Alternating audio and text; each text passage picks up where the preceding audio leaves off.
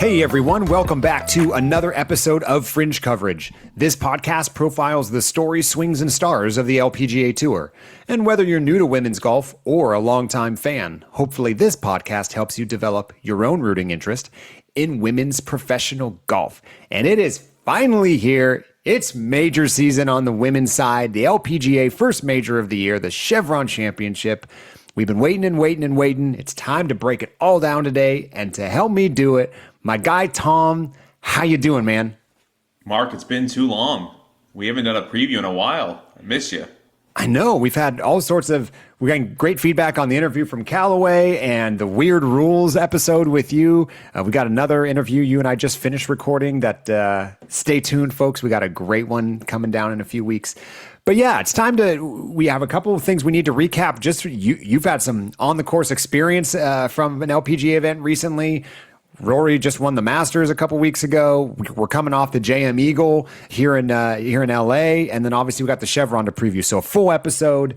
But Tom, let's start right at the top. I mentioned you got to get out to a tournament. Why don't you tell the folks where you were, who you were with, and what you did?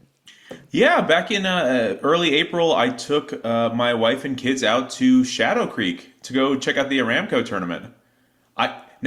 I have never been to an LPGA event. I mean, I know that there used to be a few in San Diego a while ago, and I don't know if you remember off the top of your head when the last time that was, but this was a brand new experience for me.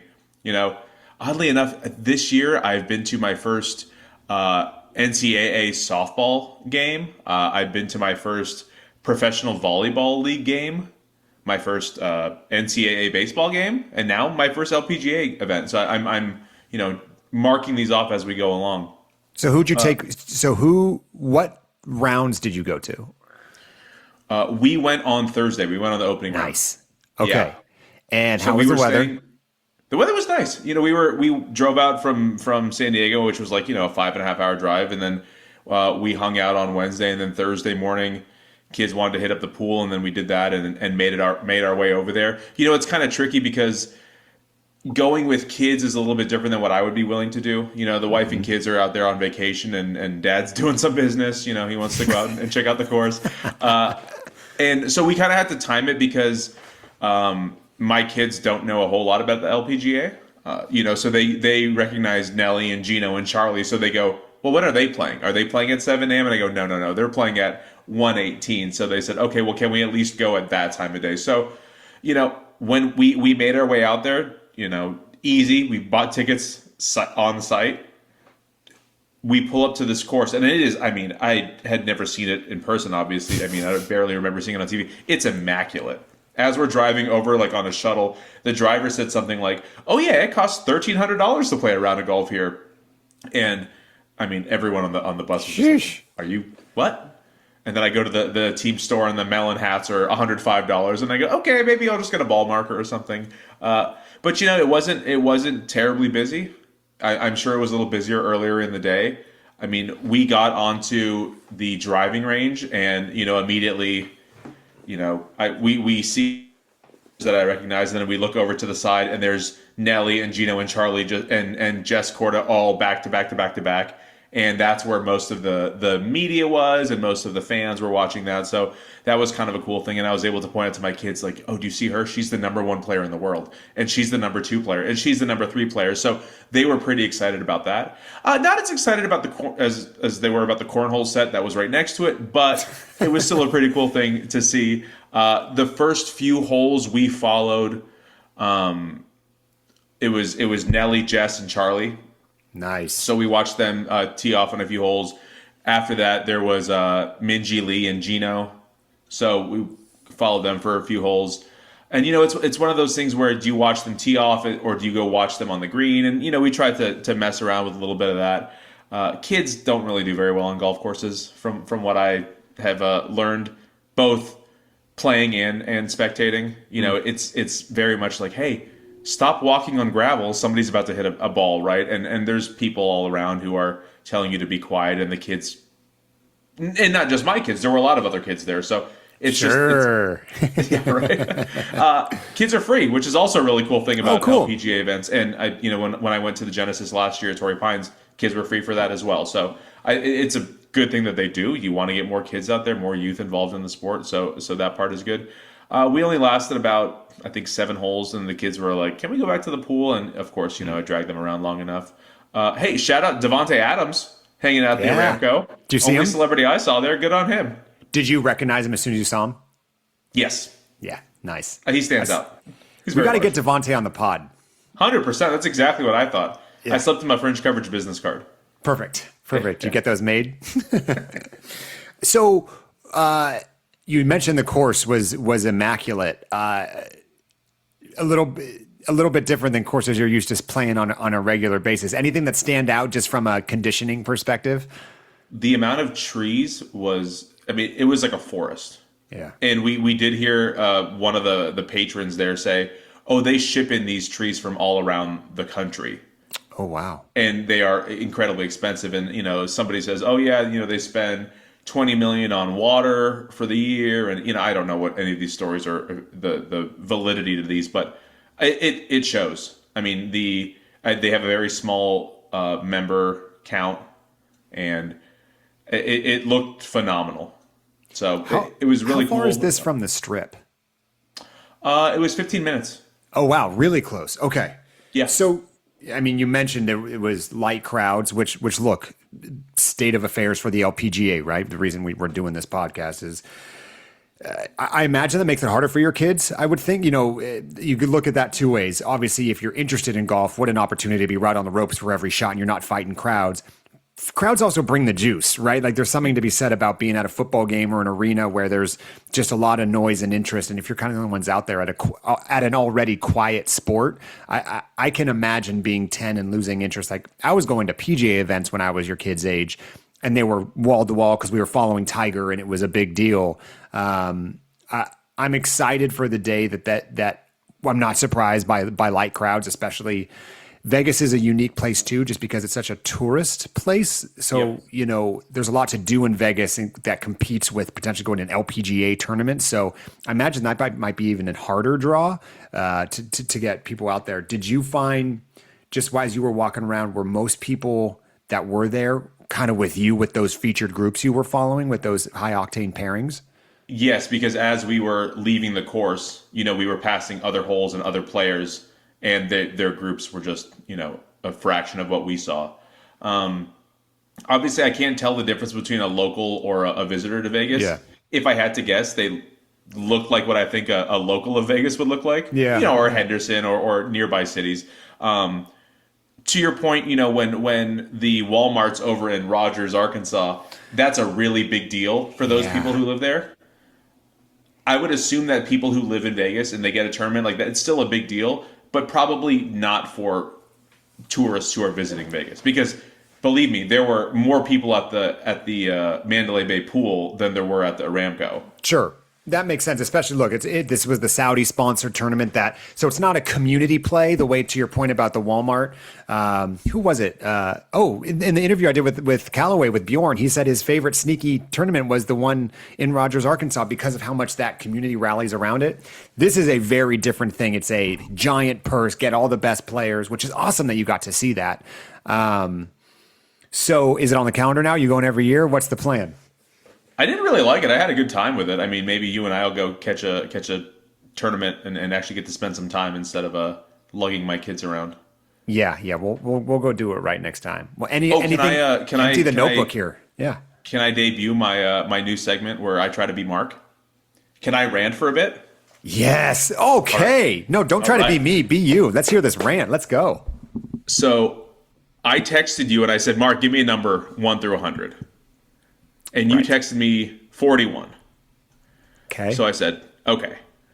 I then went to the BetMGM Sportsbook, and I was going to put a $41 bet down on your pick for the week. And your pick was Minjee Lee.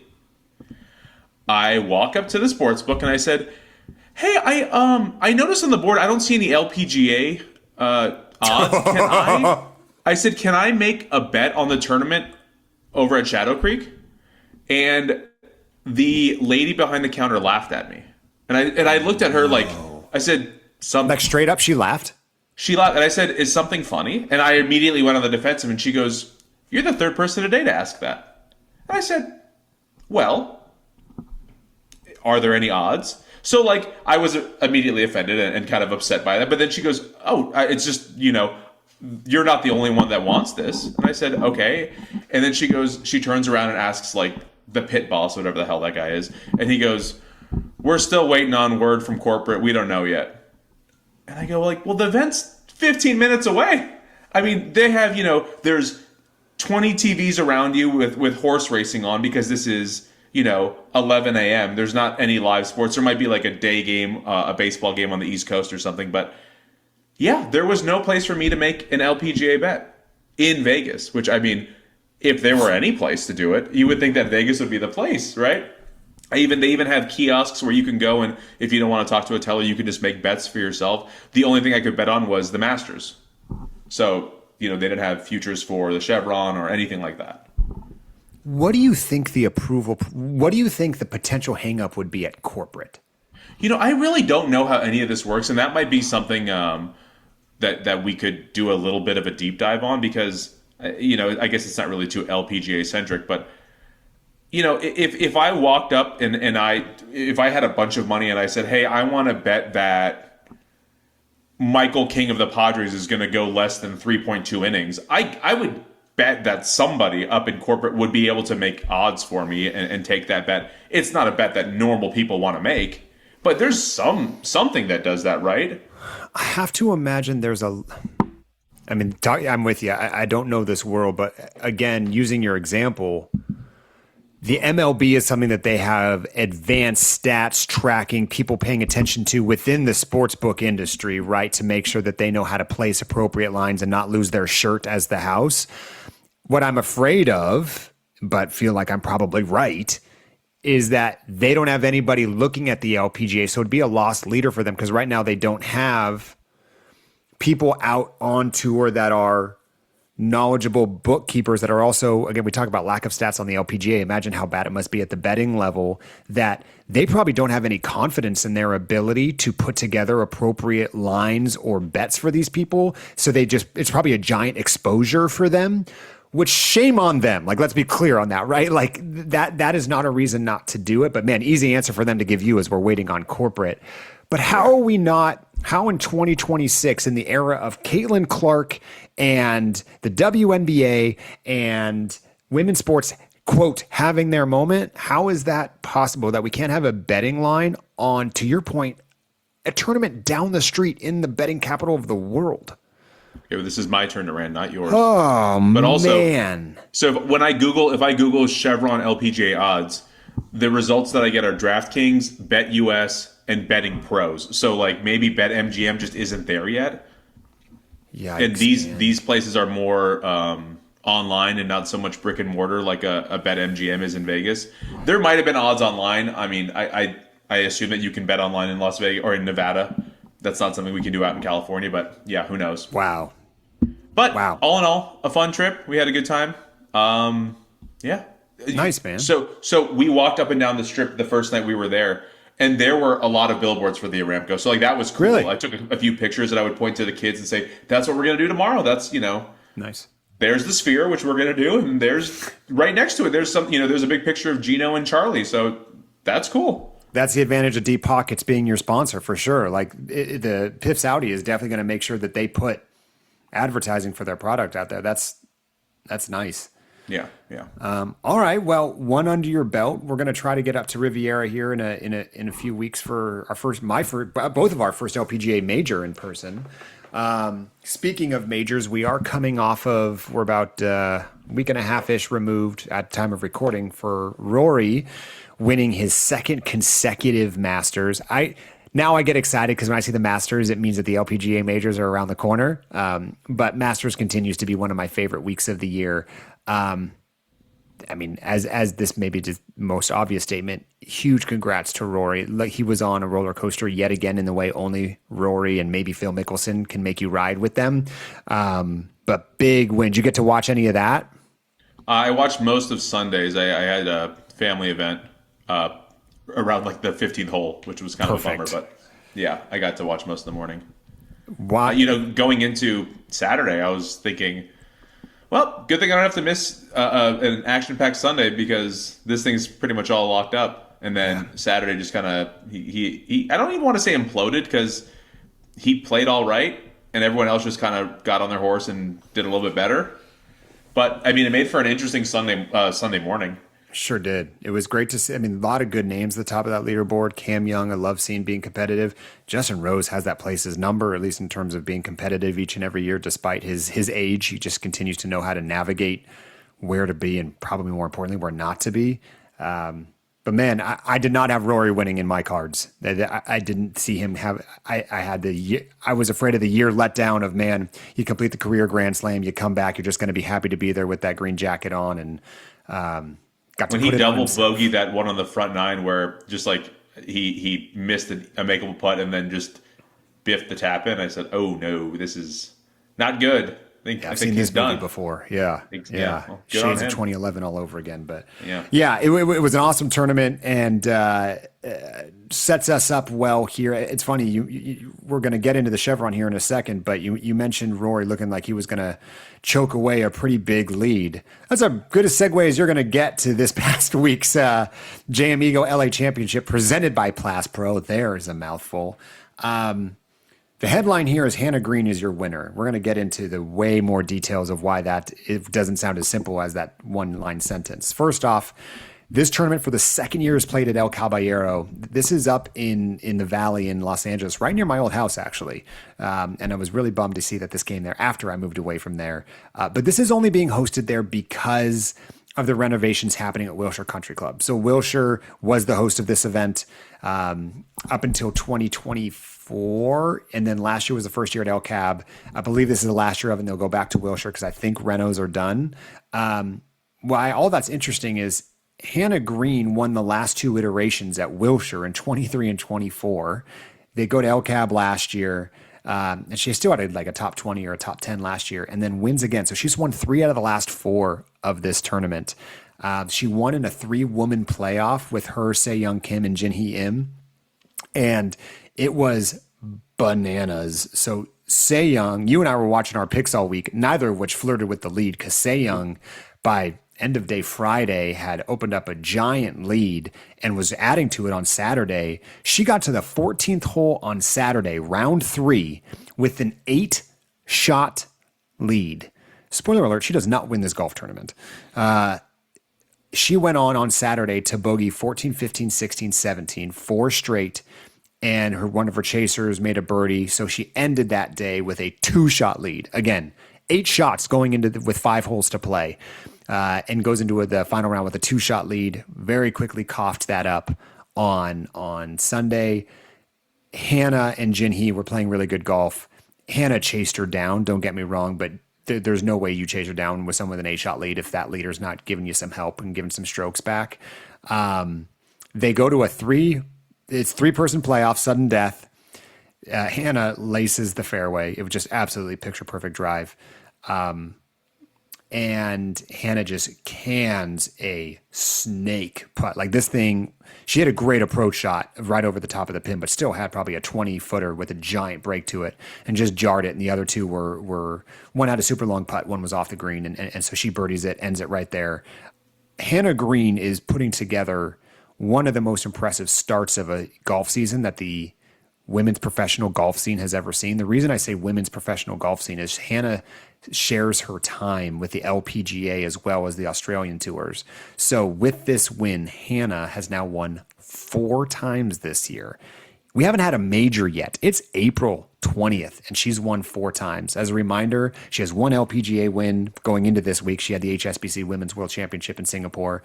She adds this to that list. She also won the Women's Australian Open and the Australian WPGA for 4 wins, making her a really interesting pick heading into major season, playing amazing golf, ripping the ball. Just congrats to Hannah. I feel bad for Se Young. Se Young can go low with the best of them, but she also has a bit of a volatile game, and I think it showed on the flip side and made some really sloppy bogeys there on Saturday. And you have to wonder the mental side of that, right? When the wheels start coming off, especially sleeping on that on Saturday night after you've blown an 8-shotter, now you have a 2-shotter, how you kind of reset. But heck of a tournament, man. Yeah. Were you able to watch a lot of it? No. So as you know, on this past Sunday, I had a power outage for the entirety of the day. I got home and my power came on in time for the playoff to start. So I watched the entire one whole playoff.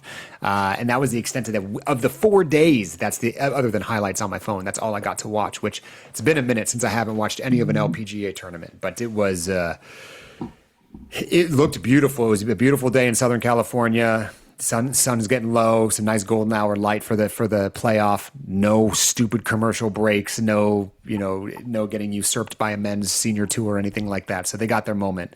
But there was a big announcement that happened I believe on Saturday.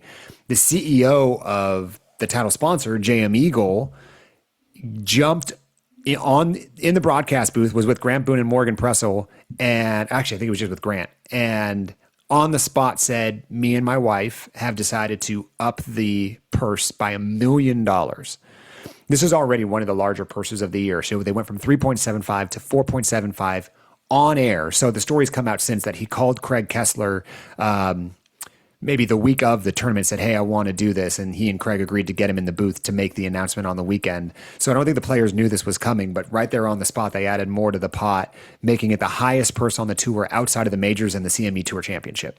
I love someone who does that. And I don't care if they're getting their moment. Like, I want him to have his moment in the spotlight to be able to share that.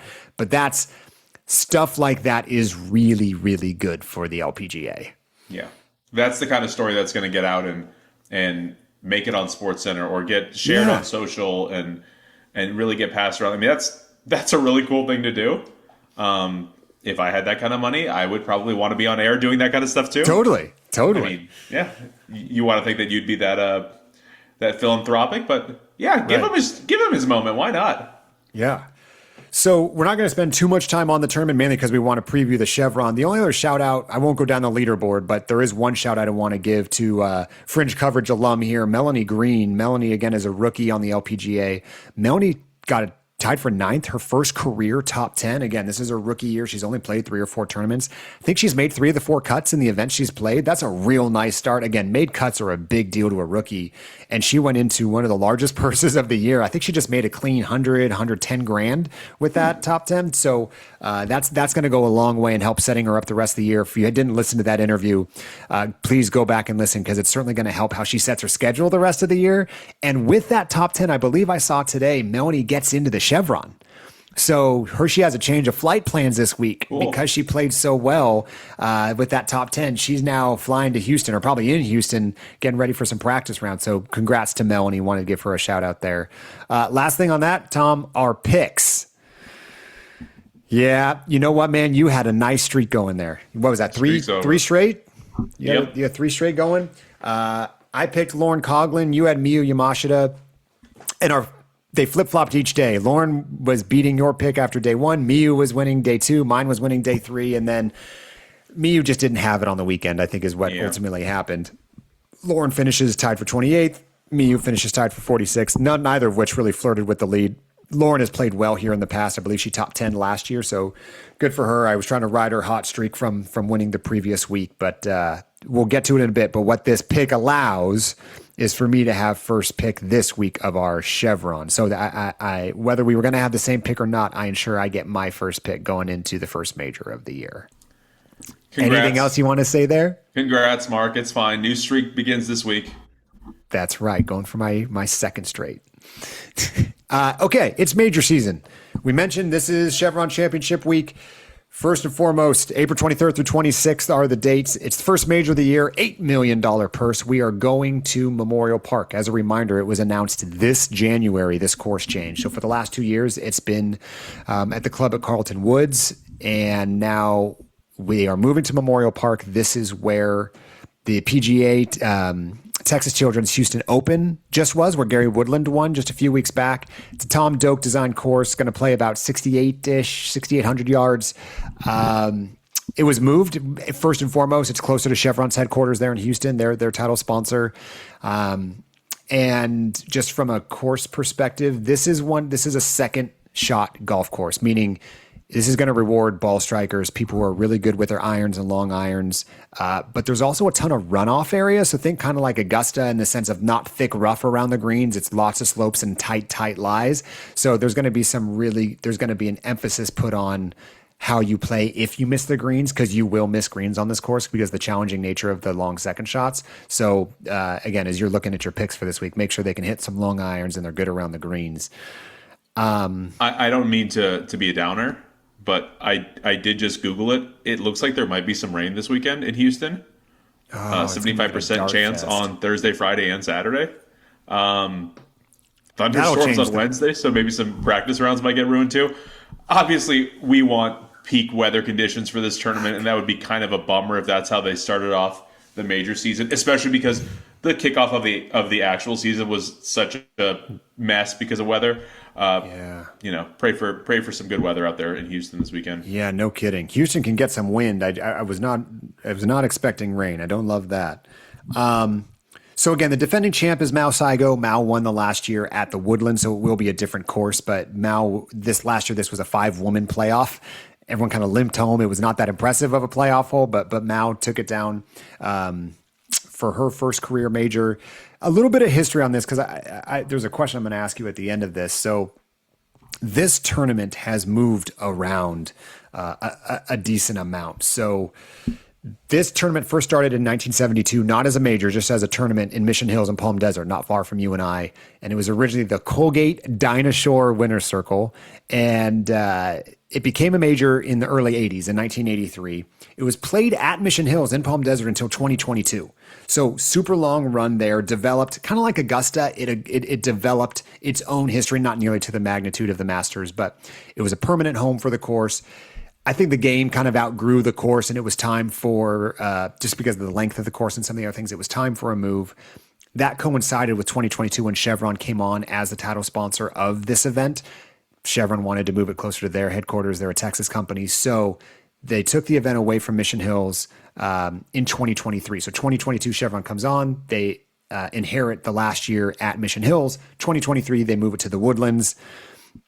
It got mixed reviews, but here's kind of the interesting piece. So the history at Mission Hills really is tied to this, to the idea of Poppie's Pond. So on the 18th hole, every year there's this pond that protects the front side of the 18th green in Mission Hills.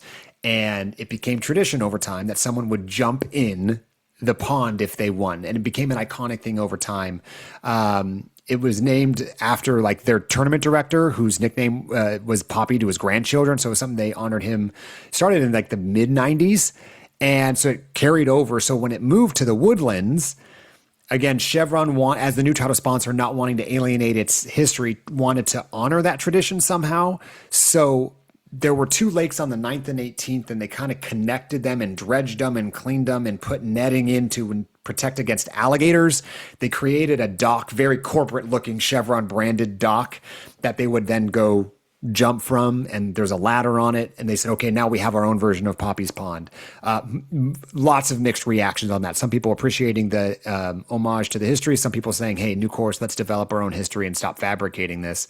With the move to Memorial Park, it has already been announced that starting in 27, a man-made pond is going to be constructed near their 18th green in time for the 27 Chevron. And this year, because they don't have it, they're basically, what people are joking is a glorified kiddie pool. They're adding a temporary concrete lined pool for the 2026 event that's going to be like 4 feet deep, like just something that someone can jump into afterwards just to maintain it.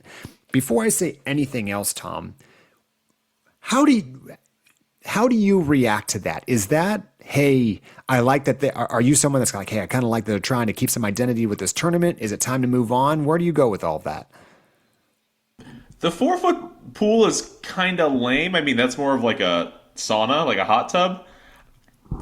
I feel like they probably knew this was going to be happening for a while, right? And maybe this was like an idea that they had last minute and they're just trying to cobble something together.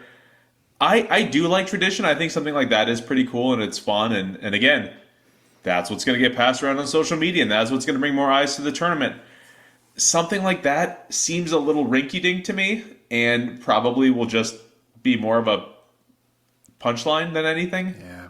Yeah, I think it's going to get attention for the wrong reasons. Yeah. I don't know if there's. I was trying to kind of clear my thoughts here on this. I feel like there's a big difference between tournament history and course history. Like you could move. I never would want this, but like if the Masters moved, you could still have the green jacket because it's what the tournament winner wears. But when you're talking about like physical changes to the golf course, what made Mission Hill special was the pond that was there, and it was unique to the course, not the major. It wasn't even called the Chevron until 2022. So like the identity has already changed. And again, I don't mind people for wanting to try to pay tribute. I think course renovations to match it is maybe where you lose me. I'm with you. I think this, whatever the version of this temporary pool in 26 is going to look like, is just going to feel like some weird corporate play. And honestly, there was a joke about it at the Woodlands, like people didn't want to jump in it because it looked kind of gross. So like, what's this going to look like?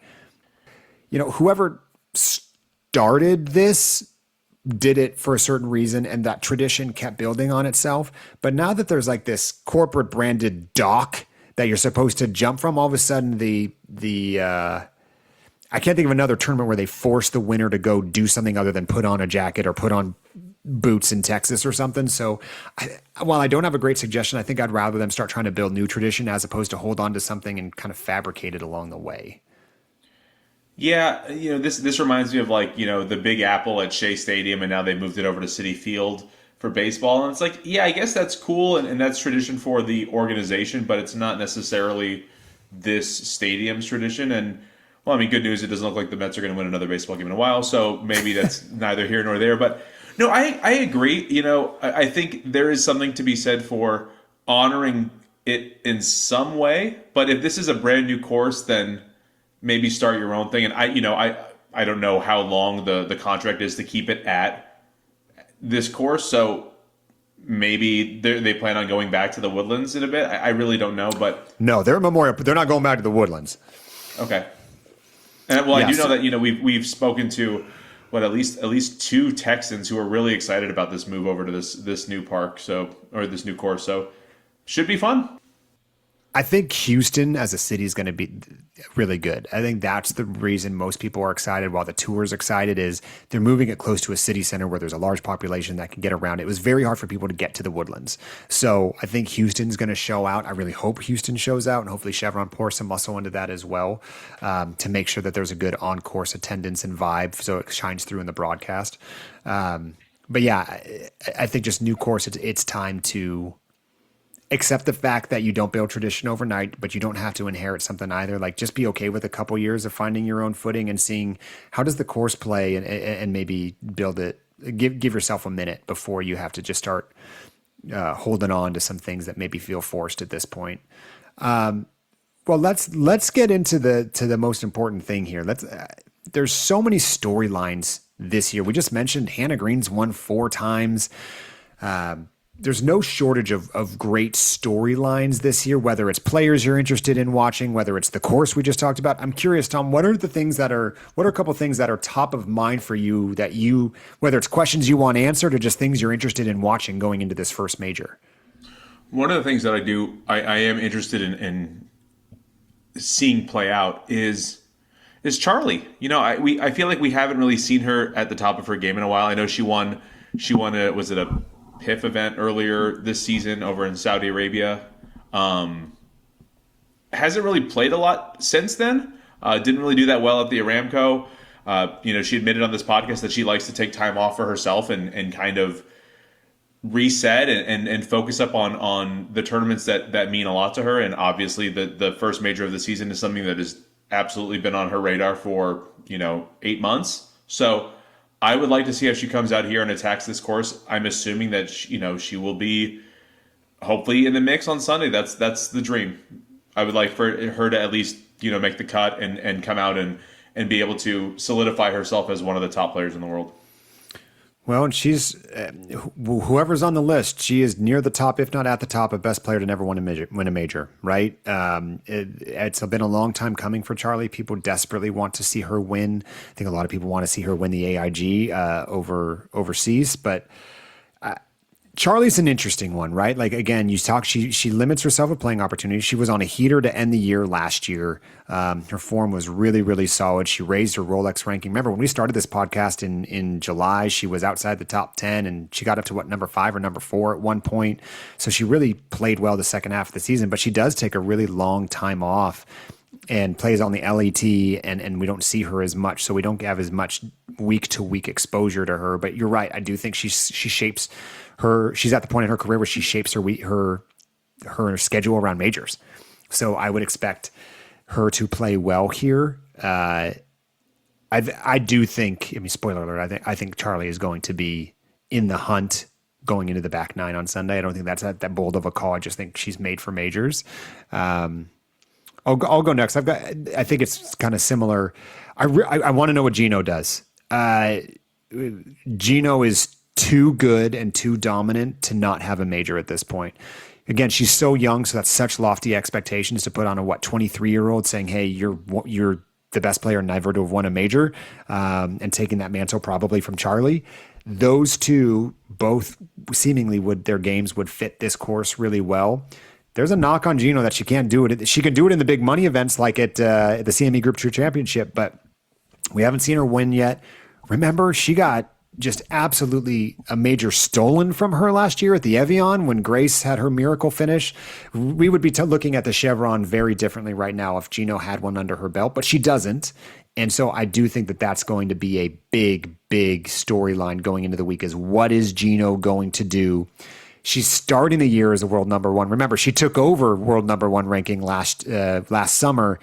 She's the hunted now. She is the number 1 player going into this event. I'm really curious to see how she handles the pressure, the media, and all the things that are going to get thrown at her. I really hope she shows out. I want to live in a world where Jeeno is a major winner. That doesn't mean she's my pick or that I'm rooting for, but I want to see Jeeno win a major this year so we don't have a question mark about her abilities anymore. She's just too good for us to be doing this over and over again. What else is on your list? After this past weekend, we had a Hyo Joo Kim withdraw. I want to see how she bounces back. Having 2 wins relatively recently. I mean, it was 2 since mid-March or something like that.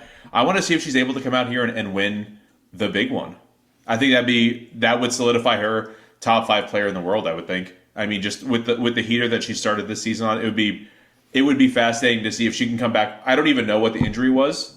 I've tried to Google it. It wasn't really anything too apparent at the time. So yeah. I would like to see if she's able to fix whatever's ailing her, and if she can come back and make some noise in this tournament. I think that'd be really, really fun to watch. Man, all of yours are perfect segues to mine because it's been hard this year to say Hyo Joo's name without Nelly right after it because they've been attached at the hip in final rounds, and Hyo Joo obviously clipped Nelly 2 straight tournaments. Nelly's a huge question mark, right? First off, sign me up for another Hyo Joo Nelly showdown in a major. Would love that. Nelly plays well at the Chevron. Nelly's made for majors, right? Everyone would love to have her swing, her length, her hands. She's great in everything except putting. Nelly, especially in a year where Hannah's already won 4 times. Again, not all LPGA wins, but Nelly won the opening tournament, then had 3 straight seconds or something outrageous like that? She was in the final group the last 3 times, and I think Nelly's at least only 2 twos. Delivering. That's all she's doing. So I don't think that's going to be different. In theory, the majors help separate even more. The cream definitely rise in a tournament like this. I hope Memorial Park sets up for that. We've not seen it, but I have to imagine that's the plan from a course setup perspective, is to make sure that the elite ball strikers are rewarded. And if you're a little bit off, you are going to find yourself in some tough, funnel areas or runoff areas. I really want to see what Nelly does. And while we're on it, we mentioned Hannah multiple times. Hannah's a major winner. Hannah's done this. Hannah is playing really good golf. She's still, despite the fact that she's won 4 times, she's not going to be the favorite. I bet that benefits her a ton when you're going up against all the people you and I I feel like we just went through the top 5 in the rankings, really, as our storylines. But amidst all of that is Hannah, who's cleaning up everywhere she goes. I mean, be on high alert. That's got to be a value pick if she's not one of the top few favorites. If you can find a place where you're allowed to place a bet, let's put it that way. I really want to see what Lottie Woad does. because we're still at that part of the season where Lottie's playing everything for the first time. She didn't come on until July of last year. Mm-hmm. So Lottie keeps on having those good weekends and finds herself kind of in a backdoor top 15, top 10. I want to see Lottie. I'd love to see Lottie play great on Thursday. That's what I wanted the Chevron, because if Lottie or like a Rose is playing good early, that will help. Like, those are young names that are going to attract young audiences. I do really want to see how Lottie performs. I don't think I'd want to get in a showdown with her. I think she has no scar tissue because of how young she is. She might be the person that just kind of goes for it. And you could just see like 15 years from now when Lottie Woad gets interviewed, she's going to say like, God, I wish I could go back to those days, like the early Rory days of just, oh, I didn't care. I just went after every pin and played out of my mind. She doesn't have that scar tissue to warn her against any shots. So I'd like to see her ball out for sure. And that is one of the things where now, with this being a new course that most of these players, I'm assuming, have never played. Right. This might be kind of a great equalizer where these rookies who have never played in a Chevron, well, nope, virtually nobody's ever played at Memorial Park. So this might be something where a rookie might be able to show out and do something good. I mean, like you just said, Melanie Green finished in the top 10 this past weekend. This might be a time where some rookie who doesn't know any better, doesn't know that they shouldn't be performing it this well, might come out and surprise some people. That would be awesome. I'm so excited for this. Obviously, we're going to I feel like we just have an ongoing bet of which of our two EYs are going to do better, because we have each of them on our draft board. And Chizzy played great the first start of this past tournament at the JM Eagle, but really, really faded on the weekend. Mm-hmm. Before we do our picks, Tom, do you have our standings available in the draft? So again, for those of you that don't remember, we did a season preview draft where Tom and I each drafted, I think, a total of 7 players, six of our choice and 1 rookie that we're riding with for the season. And we're going to have 1 point during the season. We're allowed to change out 1 player. But we've got a point system. Tom, where are we right now? Well, point of clarification, we were able to select 5 of our own players, 1 rookie and 1 EY. Yeah. Right. Yeah. How could I forget? One of those 6 that I alluded to it had to be an EY.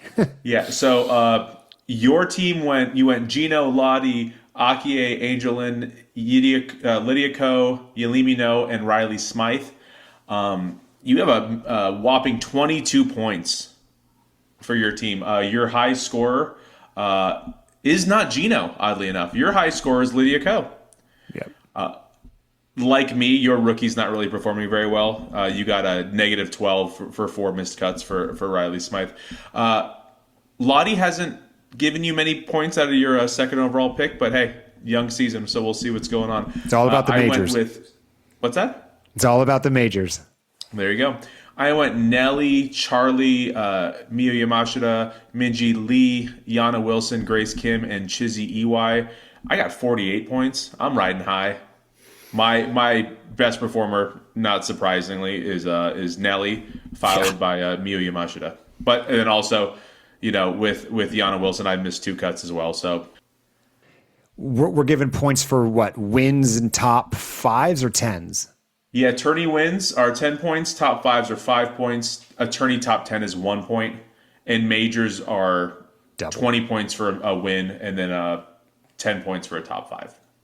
So yeah, majors are double, and then again, you get negative points if you miss a cut. So it's also double the points for missed cut in a major week.